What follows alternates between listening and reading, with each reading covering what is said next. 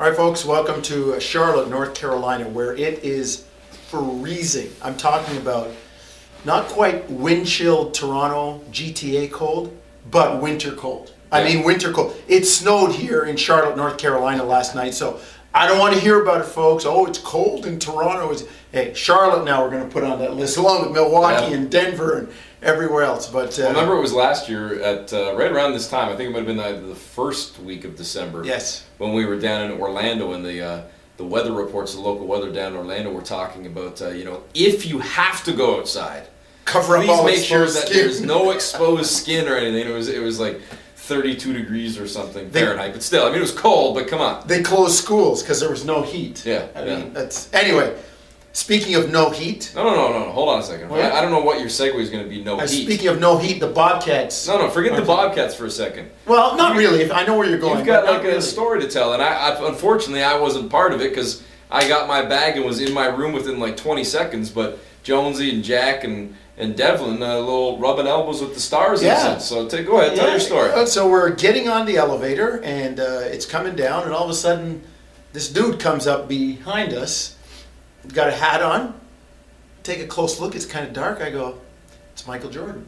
So we get MJ. on the elevator. Me, Jack, Devlin, with MJ. No, but he said like hold up or something. Yeah, like we get in, like we're holding the elevator for him, and so we're all kind of standing there. It's like, hoo. Finally, Devlin, who knows him, I guess from his days in Charlotte, says, I hear they're bringing everybody in tomorrow. I think at halftime, Michael's going to be inducted into the North Carolina Hall of Fame. What a joke that he's not already in it. Yeah, exactly. He should be the Hall of Fame. Why did it take this long? Basketball Hall of Fame.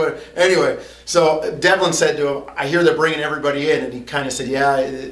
And Jack congratulated them, so did I. And we kind of stood there for a while. And then Matt got off at his floor, and we started talking about what else? The weather. He asked us if we got stuck in Detroit. Matt might have been on at that point. We said, no, we got out of Detroit just in time. He's talking about how bad the weather was in Chicago. And I almost made a comment about Canada and the weather, but I thought, okay, let me bite my tongue on this one. I said, so we're going to have to sit through your ceremony tomorrow at halftime? He said, don't worry, it won't be a long one. Well, we'll see about that. We'll see about that. Depends who they're bringing in. Yeah. And I wonder if that's going to actually promote some ticket sales for tomorrow. Because yes. I have a feeling that's a big reason why they did it.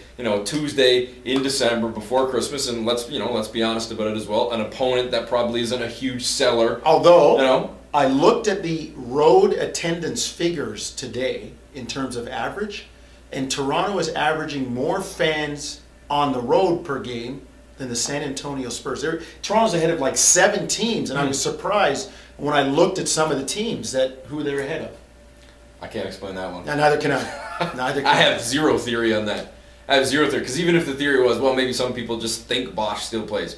Yeah, well, they should know that Tony Parker and Tim Duncan and Richard Jefferson and Manu Ginobili and Matt Bonner. Unless you're living under a rock as an NBA fan, I guess. You know Bosch is no longer in Toronto. But to the Bobcats, they have, Eric, basically the same record as they did last year at this time. And I think everybody was expecting them with the holdovers. Now, they lost Felton and Chandler, who were huge pieces. Chandler's doing wonders now from what we hear in Dallas, anchoring their defense. But they lost some big pieces, but people probably felt that this team was going to be further ahead. That being said, they were over 500 last year, made the playoffs.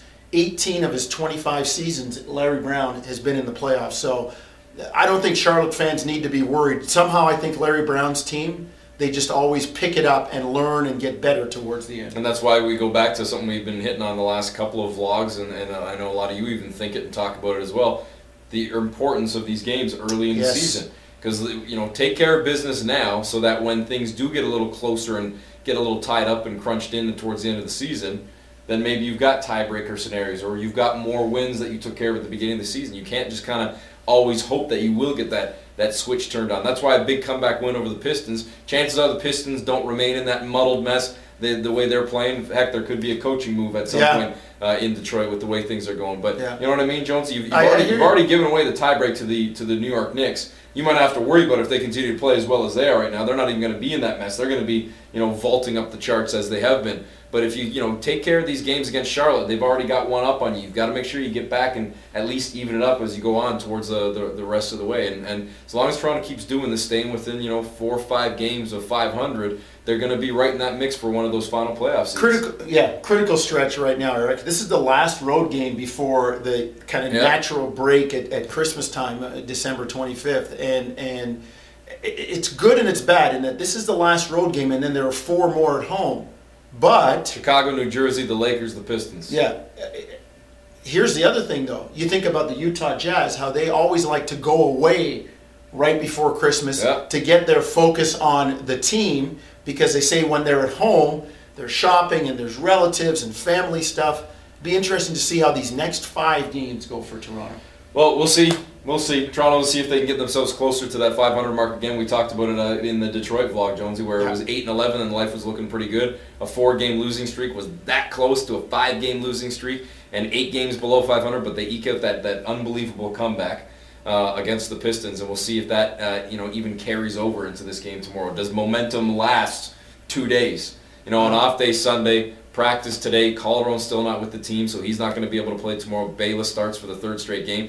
And do you get the Jared Bayless that showed up in the first start, or do you get the with 3 points, or the guy that tied the career high with 31? Who knows? Exactly. Who knows? Anyway, folks, workout time for Eric. I'm getting mine in tomorrow morning, and then dinner. We'll speak to you tomorrow.